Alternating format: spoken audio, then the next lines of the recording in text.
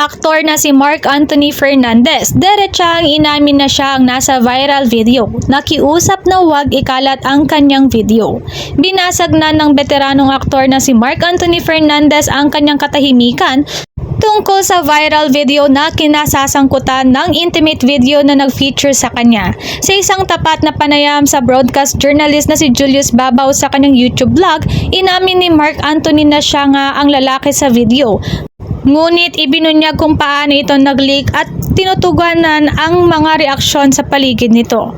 Ibinunyag ni Marc Anthony na nag-leak ang video matapos ma-hack ang kanyang mobile phone sa isang pagtitipon kasama ang mga kaibigan. Ayon sa kanya, ang pag-hack ay ginawa ng mano-mano ng isang grupo ng kanyang mga kaibigang babae na humantong sa hindi otorisadong pag-access sa kanyang mga pribadong file. Ito ay isang mano-manong pag-hack noong isang party kasama ang aking mga babaeng kaibigan. Minuksan ang aking telepono at kinuha ang video, paliwanag niya.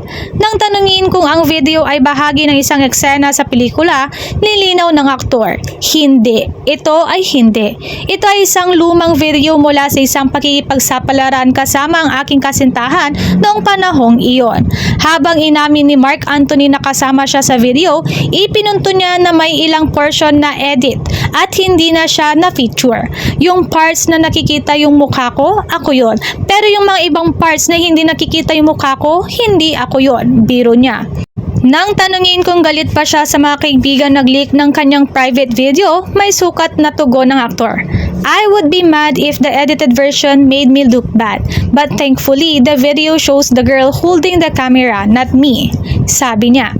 Ibinunyag din niya na noong una ay pinili niyang manahimik dahil karamihan ay positibo ang mga komentong nabasa niya.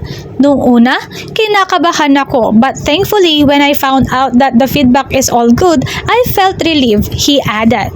Noong Hulyo, pumatok ang social media pagkatapos lumabas ang video na ipinakita ang aktor sa isang kompromiso na sitwasyon. Naging usap-usapan ng video kung saan napansin ng mga netizens ang physical na katangian ni Marc Anthony. Ang mga komento tulad ng sana all at mga sanggunian ng kanyang kahanga-hangang pangangatawan ay bumaha sa mga online platforms. Sa kabila ng kahihiyan at unang pag-aalinlangan na tugunan ang mga iskandalo, kinuha ni Marc Anthony ang mga komento at gumawa ng taus-pusong pagsumamo sa mga maaaring magkaroon ng access sa higit pa sa kanya mga pribadong video. Sa mga nag-hack at baka may videos ko pa, please stop spreading them. Nakakahiya magbasa ng comments, lalo na kung gaano kalaki kapag galit ang muscles, apila niya. Ang pagiging tapat na magaan na diskarte ni Marc Anthony sa kontrobersiya ay umani sa kanya ng papuri kung saan marami ang pumalakpak sa kanyang kakayahang pangasiwaan ang sitwasyon ng may kagandahang loob at katatawanan.